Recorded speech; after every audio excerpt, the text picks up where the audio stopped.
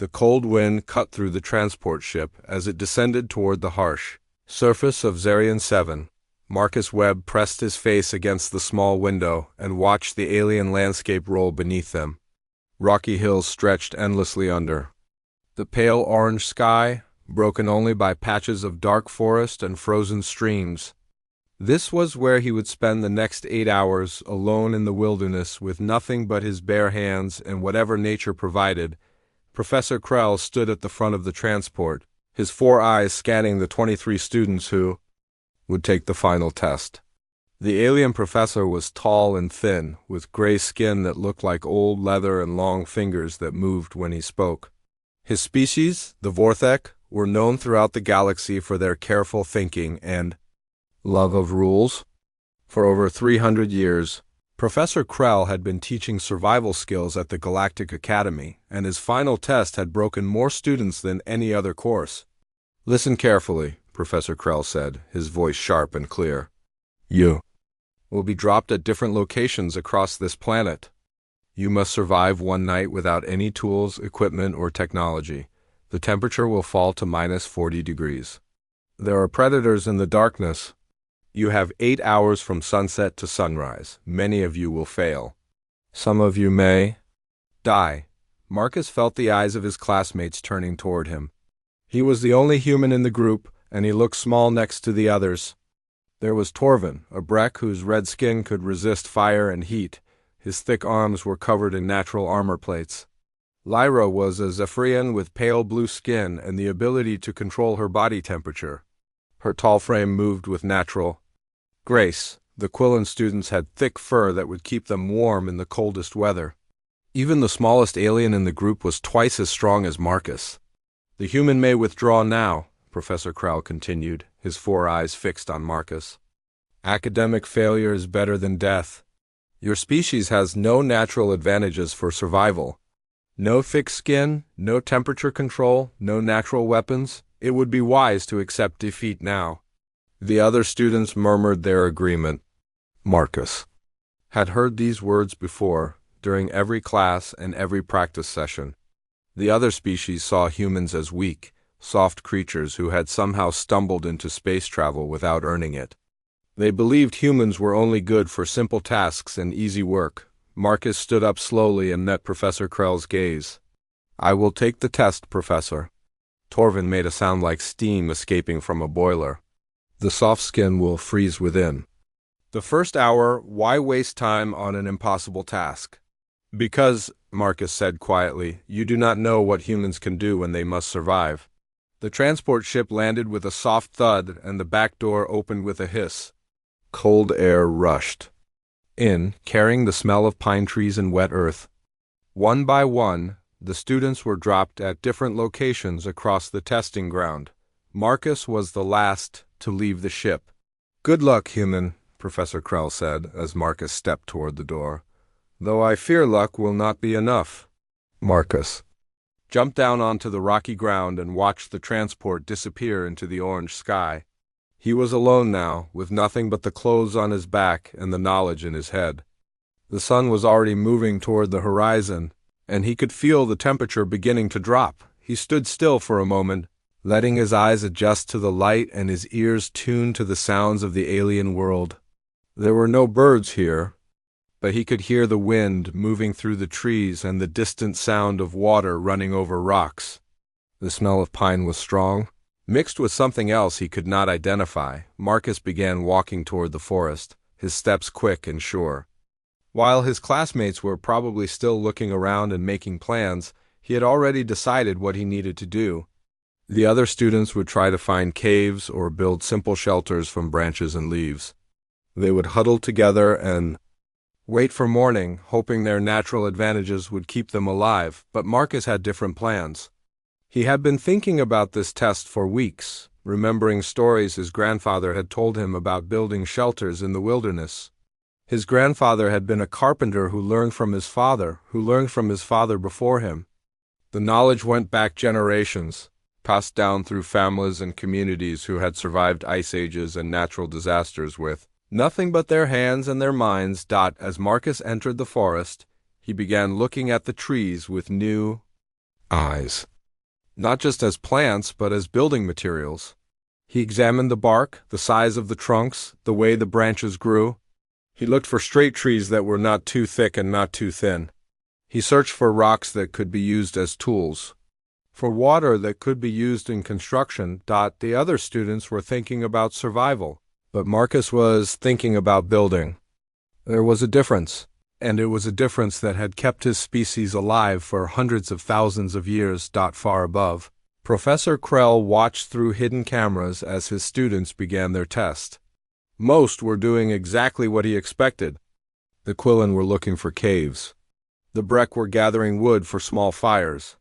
The Zephyrians were working together to create warm zones. All of them were following the standard academy teachings for primitive survival, but the human was doing something different. Marcus was moving through the forest with purpose, selecting trees and marking rocks. He was not just looking for shelter. He was planning something much bigger. Interesting, Professor Krell murmured to his assistant, a young Vorthak named Prin. The human is not following any recognized survival pattern. Prin looked at the display showing Marcus examining a tall pine tree. Perhaps he does not know the proper methods, Professor. Perhaps, Krell said, but his 4 eyes remained fixed on the screen. Or perhaps he knows methods we have never seen. As the sun began to set, painting the sky in shades of purple and gold, Marcus started his real work. He had found what he needed, and now it was time to begin. The night would be long and cold, but he had advantages his classmates knew nothing about. He had the knowledge of generations, the wisdom of a species that had learned to survive in every environment on their home planet. The test was about to begin, and Marcus Webb was ready to show the galaxy what humans could do when they had to build or die. The temperature dropped quickly as the alien sun disappeared behind the rocky hills. Across the testing ground, 23 students began their fight for survival. Most of them followed the same basic plan that the Academy had taught them for decades. Find shelter, stay warm, wait for dawn. Torvin, the Breck with fire-resistant skin, was confident as he gathered dry branches and leaves. His thick red skin could handle heat better than any other species, so he planned to build a fire and stay close to it all night. He found a spot between 2 large rocks that would block the wind and began arranging his materials. The fire started easily with his natural ability to create sparks, and soon he had a small flame crackling in the darkness. But as the hours passed, Torvin discovered that his advantage was not as great as he had thought. The fire needed constant feeding, and the wood on Zarian 7 burned quickly. He had to venture further and further from his shelter to find fuel, and each time he returned, the cold had crept closer to his bones. His fire-resistant skin meant nothing against the freezing air. The Quillen students, Nira and Beck, had found a shallow cave in the hillside. Their thick fur kept them warmer than most species, but the cave was damp and the wind howled through it like a frozen river. They huddled together, sharing body heat, but even their natural insulation could not keep out the bitter cold. They took turns staying awake, watching for predators and keeping their small fire alive. Lyra and her Zephyrian partner, Cade, were using their limited temperature control to create a warm zone around their simple shelter. They had built a lean-to from branches and leaves, and they worked together to maintain a bubble of warmer air. But their ability was not strong enough to fight the extreme cold for long periods. They had to rest frequently, and during those times, the cold crept in like a living thing. Other students were having similar struggles. The Mentari, with their hard shell backs, had thought they could simply wait out the cold, but their shells conducted heat away from their bodies. The Kaleri, who could see perfectly in the dark, found that their night vision meant nothing when they were too cold to move properly. One by one, emergency beacons began to activate. The bright red lights meant failure, but they also meant rescue. Students who could not handle the cold any longer chose academic defeat over possible death. By midnight, 6 students had given up. Professor Krell watched it all from his monitoring station, tracking each student through hidden cameras and sensors. This was exactly what he expected. The test was designed to push students to their limits, to teach them that survival was about more than just knowledge from books. It was about endurance, determination, and the ability to think clearly when everything was going wrong. But as the night wore on, Professor Krell found himself spending more and more time watching one particular screen. The human, Marcus Webb, was not struggling like the others. He was not huddled in a shelter, fighting to stay warm. Instead, he was working in the first hour after sunset. While his classmates were still setting up their basic shelters, Marcus had begun cutting down trees. He used no tools except rocks and pieces of wood, but he worked with a speed and efficiency that seemed impossible. He wedged stones into natural cracks in the tree trunks, used fallen logs as levers, and even employed small controlled fires to weaken specific points where he wanted the trees to break. How is he doing that? Prin asked, watching Marcus drag a perfectly straight log toward his work area. Professor Krell did not answer immediately. He was too busy studying the human's methods. Marcus was not just randomly cutting wood. He was selecting trees with specific characteristics, processing them in particular ways, and organizing everything according to some plan that Krell could not yet understand. As the second hour passed, Marcus began shaping the logs using nothing but stone tools. He chipped rocks into sharp edges, used them to strip bark and cut notches, and created joints that fit together with surprising precision. His movements were quick and confident, as if he had done this work many times before. By the third hour, Marcus had laid out a foundation using flat stones and had begun raising the walls of what could only be described as a building. Not a simple shelter, but an actual structure with corners, doorways, and a planned design. He worked by the light of a carefully maintained fire, stopping only to add fuel or to heat rocks that he moved inside his growing structure. "This is impossible," Prin whispered. "No student has ever built anything like this. No species builds like this with bare hands." Professor Krell leaned forward, his 4 eyes fixed on the display. "Look at his fire," he said quietly. "It is not just for light and warmth. He is using it as a tool. He heats rocks to help split wood, uses charcoal to mark his cuts, even employs steam to bend branches. This is not primitive survival. This is engineering." The other students, those who were still conscious and alert, began to notice the glow coming from Marcus's section of the forest. Torvin, shivering despite his fire-resistant skin, squinted through the darkness and saw what looked like a building rising from the wilderness. The light was steady and bright, not the flickering glow of a simple campfire. "What is the human doing?" Nira asked her partner Beck. As they watched the distant light through the mouth of their cave, Beck's thick fur was covered with frost, and his teeth chattered as he spoke. "I do not know, but he is not cold. Look at that fire. Look at how steady it burns." As the fourth hour passed, Marcus's structure continued to grow. He had created walls that were chest-high, with logs that fit together so tightly that no wind could pass through. He had built a sloped roof frame and was covering it with overlapping pieces of bark and woven grass. Inside, heated stones radiated warmth, and the temperature was actually comfortable. Professor Krell found himself unable to look away from the display. In all his years of teaching, he had never seen anything like this. The human was not just surviving the test, he was mastering it. He was creating comfort and safety from nothing but natural materials and knowledge. "Professor," Prin said quietly, "how does he know how to do this?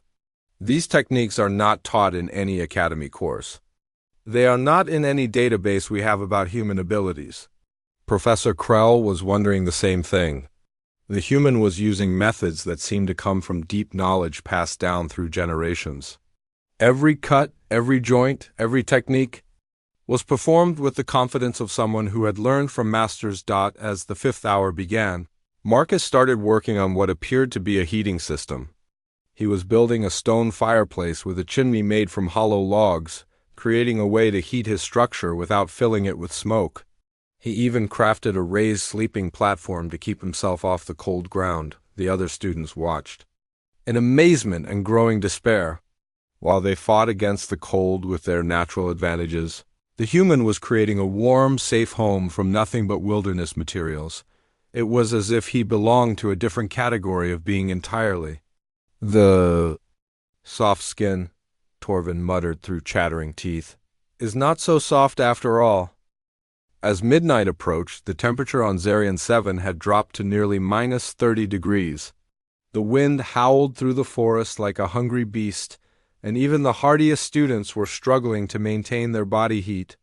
3 more emergency beacons had activated in the past hour, their red lights cutting through the darkness as more students chose failure over freezing to death, but in one section of the forest, there was warmth and light.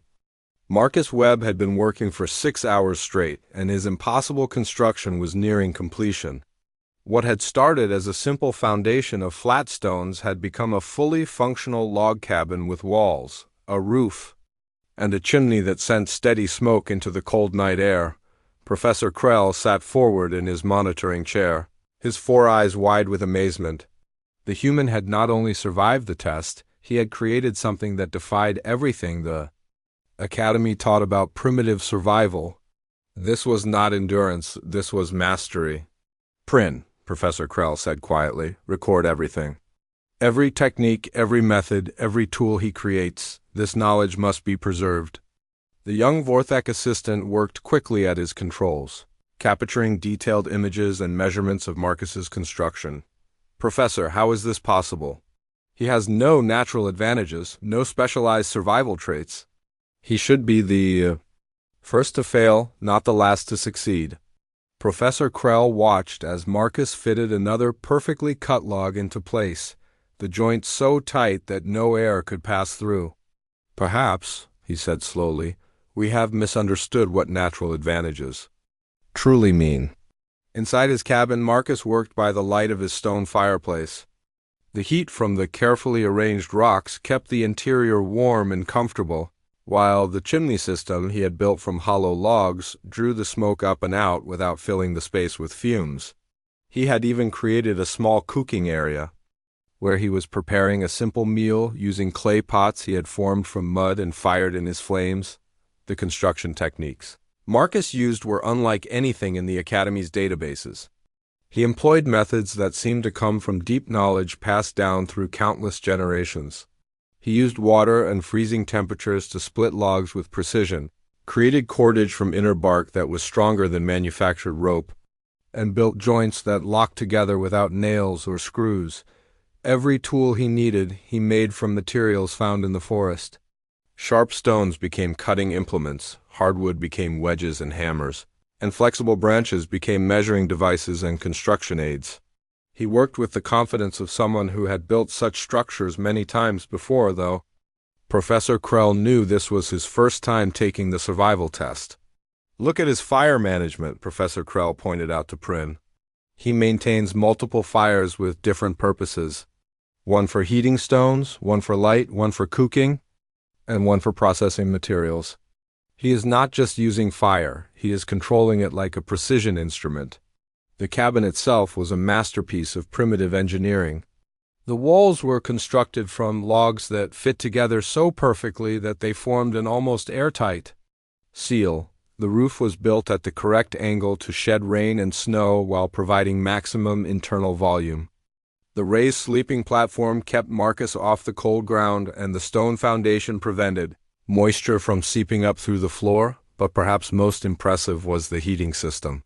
Marcus had created a thermal mass heater using stones that he heated in his fires and then moved inside to radiate warmth for hours. The system was so efficient that the interior temperature remained comfortable even as the outside air grew deadly cold. As the 7th hour began, Marcus was adding finishing touches to his shelter. He had woven grass mats for insulation, created primitive hinges for a wooden door, and even built small shelves for storing his tools and materials. The cabin was not just functional, it was comfortable. Outside, the remaining students were barely hanging on. Torvin, the fire-resistant Breck, was huddled as close to his small fire as possible, but his fuel was running low and he was too cold to venture far from his shelter. The Quillo students in their cave were taking turns staying awake, but their thick fur was no match for the extreme cold. The Zephyrians had exhausted their temperature control abilities and were now relying on body heat alone. The human is not just surviving, Professor Krell observed. He is thriving. While the others fight against the environment, he has adapted the environment to serve his needs. Prin looked at the temperature readings from Marcus's cabin. Professor, it is actually warmer inside his structure than it is in our heated transport. How is that possible? Professor Krell studied the data, but he had no answer. The human had achieved something that should have been impossible with primitive materials and no manufactured tools. He had created a microenvironment that was not just livable but comfortable. As Marcus settled down on his raised sleeping platform, wrapped in a blanket he had woven from plant fibers, Professor Krell began to understand that this test had revealed something much more significant than simple survival skills. The human had demonstrated capabilities that no other species possessed, abilities that came not from evolution but from knowledge and culture. Prin, Professor Krell said quietly, I want you to research human history. Find out how their species survived before they had modern technology. I have a feeling we are about to learn something very important about what it means to be human. Outside the cabin, the wind continued to howl and the temperature continued to drop. But inside, Marcus Webb slept peacefully in warmth and comfort. Having turned a deadly survival test into a demonstration of human ingenuity and determination, he had not just passed the test, he had redefined what was possible. The other students, those who remained conscious, could see the steady glow of his fire through the gaps in the forest.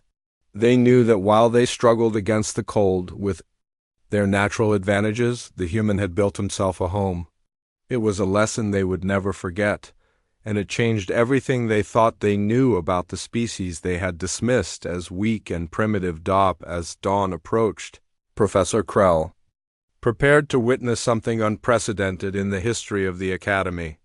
For the first time in 300 years of teaching, a student had not just survived his impossible test, but had conquered it completely. The human had built a heated log cabin overnight with nothing but his bare hands and the knowledge passed down through generations of his people. It was, Professor Krell realized, the most human thing he had ever witnessed. The first light of dawn broke over the horizon of Zarian 7, painting the sky in shades of orange and pink. The temperature had reached -40 degrees during the night, exactly as Professor Krell had predicted. Of the 23 students who had begun the test, only 11 remained. 12 emergency beacons had activated during the long, cold night, their red lights marking the spots where students had chosen failure over death. Professor Krell stood outside his transport, breathing the crisp morning air as he prepared to collect the surviving students. This was always the most difficult part of the test, seeing which of his pupils had found the strength to endure, and which had been broken by the harsh reality of primitive survival. But as he walked toward the first pickup point, Professor Krell found his thoughts returning again and again to the human student.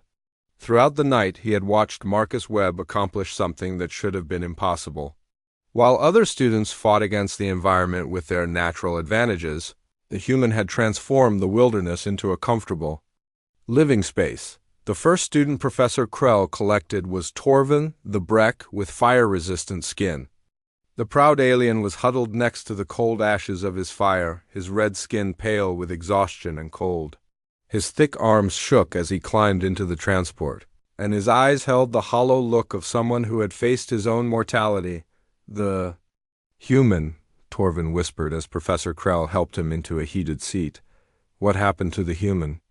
Professor Krell did not answer immediately.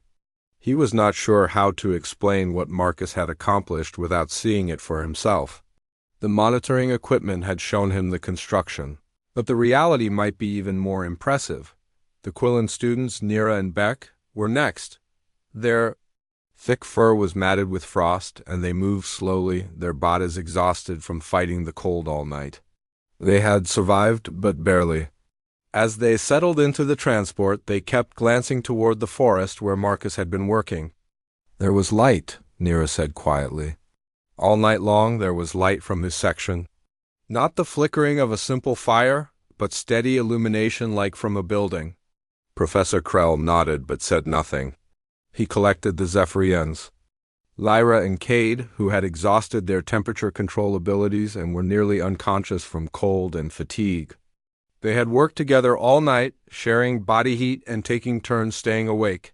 But the extreme temperature had pushed them beyond their limits. As the transport filled with surviving students, Professor Krell saved Marcus's location for last. He wanted to see the human's construction with his own eyes, to understand how someone with no natural survival advantages had not only survived, but thrived in conditions that had broken students with far greater physical capabilities. When the transport reached Marcus's section of the forest, Professor Krell stepped out and stood in amazement.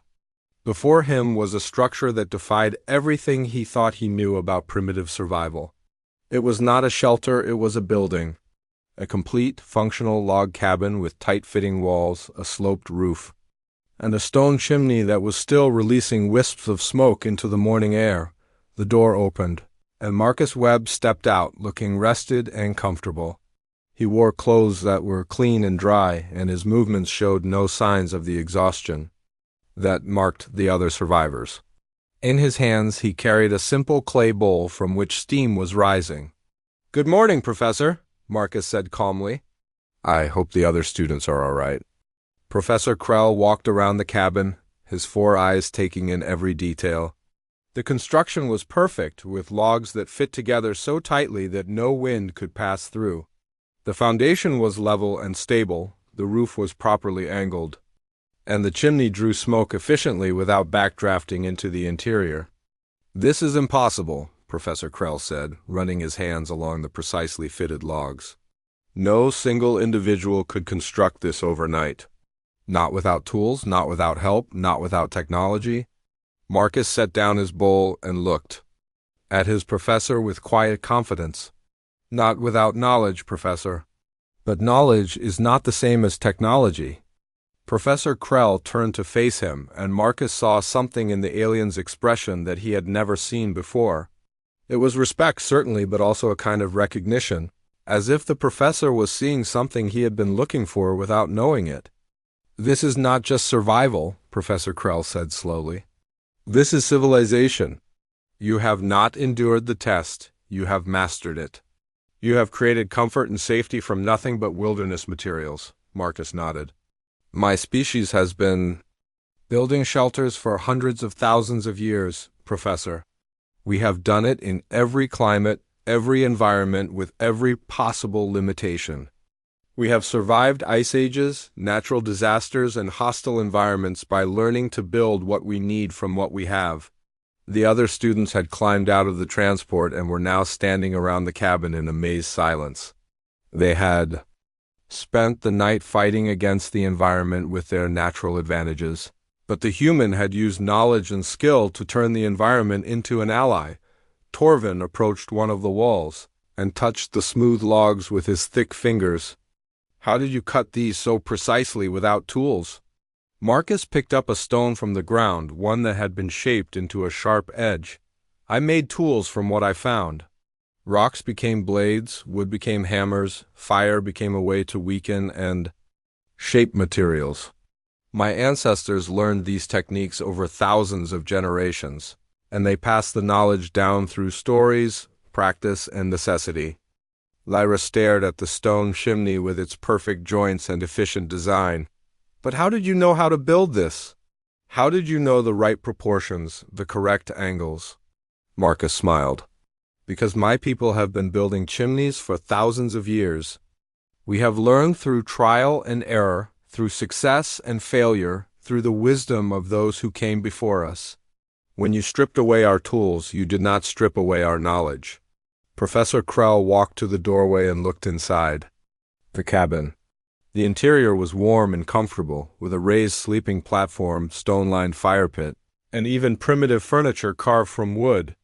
Clay pots sat on wooden shelves, and woven mats covered the floor.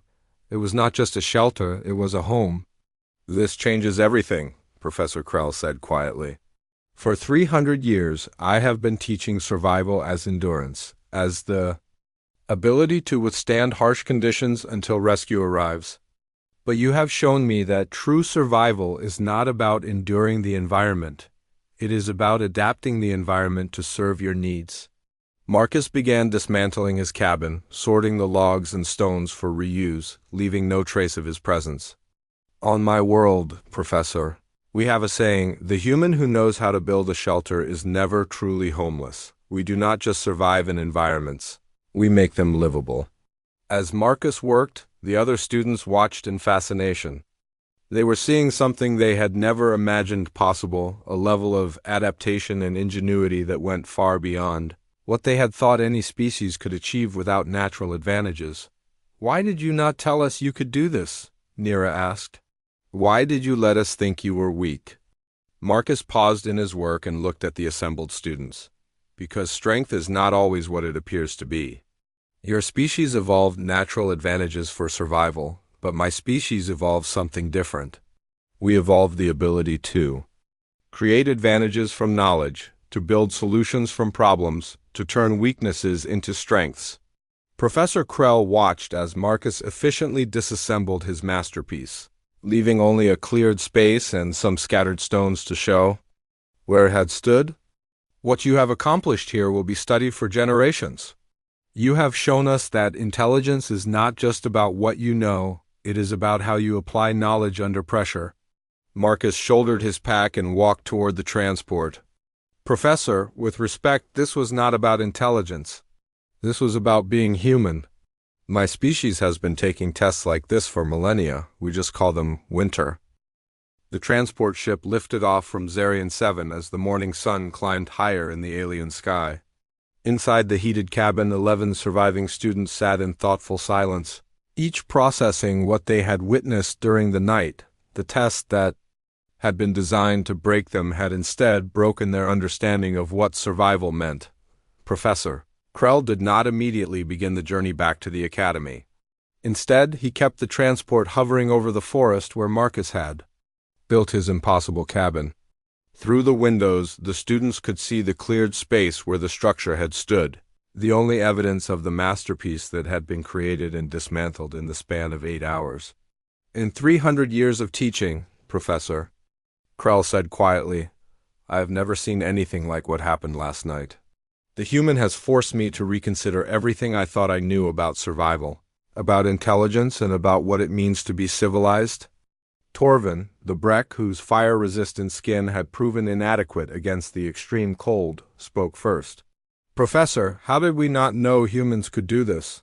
How did we not understand what they were capable of?" Professor Krell's 4 eyes remained fixed on the forest below. "Because we measured them by our own standards. We looked at their soft skin, their lack of natural weapons, their inability to control temperature or see in the dark, and we concluded they were weak. We never considered that they might have developed different kinds of strength." Marcus sat quietly near the back of the transport, but every student was looking at him with new respect. The human who had seemed so ordinary 12 hours ago had revealed capabilities that none of them had imagined possible. "Marcus," Lyra said, her voice filled with curiosity, "when you were building last night, it looked like you had done it many times before. Have you built cabins like that on your homeworld?" Marcus shook his head. "Never. I am a student of engineering, not a carpenter. But my grandfather was a builder, and his father before him. They taught me stories about how our ancestors survived in the wilderness, how they turned forests into homes and tools into civilization. The knowledge is part of who we are as a species." Professor Krell turned away from the window and faced his students. "This is what I failed to understand. When I designed this test, I was thinking about individual survival, about how a single being could endure harsh conditions. But humans do not survive as individuals. They survive as a species, carrying the accumulated knowledge of thousands of generations." He walked to the center of the cabin, his movements slow and thoughtful. "Every technique Marcus used last night was developed by humans over countless years. The way he selected trees, the joints he cut, the heating system he built, even the tools he created from stones and wood, all of it was refined through trial and error by people who lived and died long before he was born." Prin, the young Vorthak assistant, looked up from his data pad where he had been reviewing the recordings of Marcus's construction. Professor, I have been analyzing the techniques he used. Many of them are more efficient than the methods we teach in advanced engineering courses. His heating system produced more warmth per unit of fuel than our modern portable heaters. Professor Krell nodded slowly. Because his ancestors had to make those systems work or die. There is no teacher like necessity, no laboratory like survival. Humans have been conducting engineering experiments for hundreds of thousands of years, and they have kept only the techniques that work. Marcus spoke up from the back of the transport. Professor, may I ask you something? Of course. Why did you design the test to be so difficult? Why push students to the point where they might die? Professor Krell considered the question for a long moment. Because I wanted to teach you that survival is not about comfort or convenience. It is about finding the strength to continue when everything is against you. I wanted you to understand that knowledge means nothing without the will to apply it under pressure. Marcus nodded. But you taught us something else as well? You taught us that there are different kinds of strength, different ways of surviving. The other students used their natural advantages, but they were still limited by those advantages. When the cold got too extreme, their fur and fire resistance and temperature control were not enough. But you were not limited by natural advantages. Professor Krell said, understanding dawning in his voice. You were limited only by your knowledge and your ability to apply it. And human knowledge has been growing for thousands of years. The transport began moving toward the academy, but the conversation continued. Professor Krell found himself asking. Marcus detailed questions about every aspect of his construction, from the selection of materials to the design of the heating system. He wanted to understand not just how the human had built the cabin, but why he had made each choice. The foundation, Professor Krell said. Why did you spend so much time on the foundation when you could have started building walls immediately? Marcus smiled. Because my grandfather always said that a building is only as strong as its foundation. If you start with a solid base, everything else becomes easier. If you start with a weak foundation, the whole structure will fail. And the chimney design? That came from my great-grandmother's stories about heating systems in cold climates. She told me that the secret was creating a draft that would draw smoke up and out while keeping the heat inside. The proportions had to be exactly right or the whole system would fail. Professor Krell listened to these explanations with growing amazement. Every choice Marcus had made was based on knowledge that had been tested and refined over generations. The human had not just survived the test, he had applied the collective wisdom of his entire species. As the academy came into view, Professor Krell made a decision that would change the course of his teaching forever. The no-tools shelter test will be retired after this semester, he announced to his students. It has served its purpose, but it is no longer adequate for what we need to teach. The students looked at him in surprise. The test had been the centerpiece of his course for 300 years. What will replace it? Nira asked. Professor Krell looked at Marcus, then at the other students. A new challenge. Instead of testing your ability to endure harsh conditions, we will test your ability to improve them. Instead of asking you to survive in the wilderness, we will ask you to build something better than what you found. Torvin frowned. But Professor, most species do not have the knowledge to build like humans do. Then they will learn, Professor Krell said firmly. They will research the techniques of their ancestors, study the methods of other species, and develop new approaches to survival.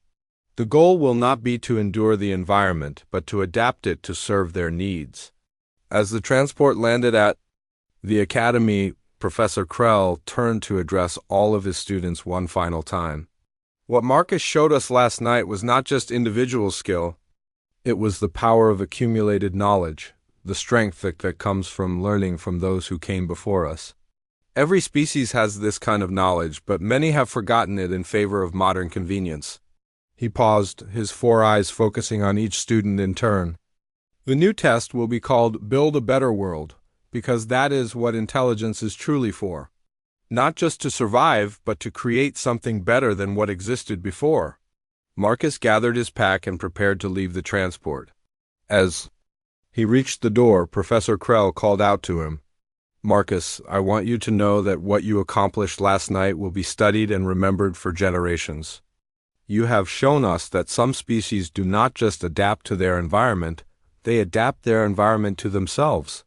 Marcus paused at the doorway and looked back at his professor and classmates. Thank you, Professor. But I hope you understand that what I did last night was not special. It was just human. And if the other species took the time to learn from their own ancestors, they might surprise themselves with what they can accomplish. As Marcus walked away from the transport, Professor Krell began writing in his personal log.